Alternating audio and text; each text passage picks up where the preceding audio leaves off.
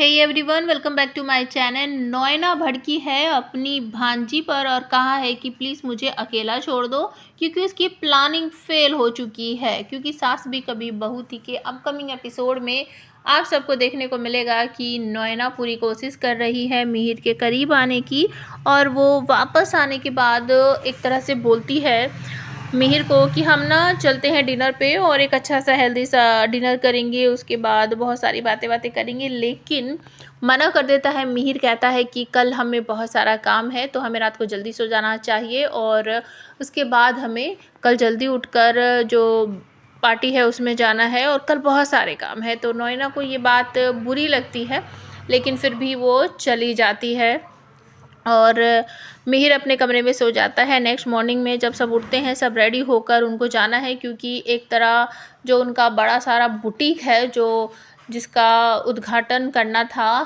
तुलसी को, तो तुलसी तो वहाँ नहीं है, तो उसके बिहाफ में नोएना और मिहिर ही करेंगे। तो नोएना अपनी जो उसकी बहन है और उसकी भांजी हैं उन सब के साथ तैयार होकर आ जाती है। उससे पहले ही मिहिर अपने भाई हेमंत के साथ वहाँ पहुँचकर इंतज़ार कर रहा है।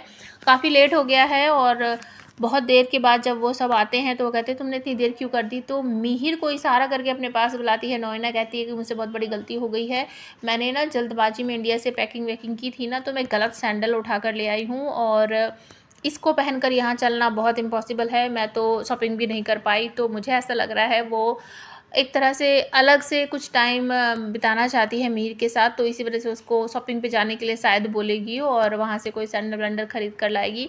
उसके बाद जब सारी पार्टी वार्टी हो जाएगी, वापस आने के बाद मिहिर तुलसी से बात करेगा और कहेगा तुम्हें यहाँ होना चाहिए था, तुम आई क्यों नहीं, क्या तुम्हारा पासपोर्ट नहीं मिला। इस तरीके से बहुत सारी बातें करेगा और ये सारी बातें पीछे खड़ी हुई नोएना सुन लेगी और उसको बहुत बुरा सा फील होगा। अपने कमरे में जाएगी और सैंडल वैंडल सब फेंक फांक देगी। तभी पीछे से आ जाती है उसकी बहन की बेटी और वो पूछती है कि क्या हुआ आंटी, आप इस तरीके से टेंशन में क्यों लग रहे हो। तो नोएना कहती है कि नहीं बेटा कुछ नहीं, सब ठीक है, सब कुछ ओके है, कोई गड़बड़ नहीं है, मुझे थोड़ी देर अकेला रहना है, प्लीज़ तुम अपने कमरे में जाकर आराम करो।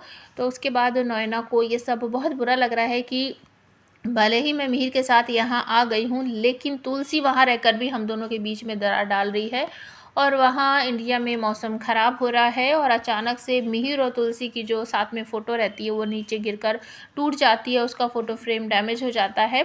और गायत्री काकी जो है बार बार एक तरह से एहसास दिला रही है और परी भी कि मिहिर तुमसे दूर हो गया है, मुझे कुछ अजीब सा संकेत लग रहा है, लेकिन ऐसा कुछ भी नहीं होने वाला है। जब परी आकर दोनों की फ़ोटो दिखाती है मिहिर और नोएना की, तो वो जलाने की कोशिश करती है तुलसी को, लेकिन तुलसी कह देती है बेटा मुझे इन सारी चीज़ों से ना कोई फ़र्क नहीं पड़ता है, मुझे मिहिर पर पूरा यकीन है और इसी वजह से तो मुझे जलन वलन कुछ होती नहीं है। तो बेटा तुम भी समझ जाओ कि मुझे इन सारी चीज़ों से कोई फ़र्क नहीं पड़ता है। तो परी अपना सा मुँह बनाकर वहीं पर खड़ी रह जाती है।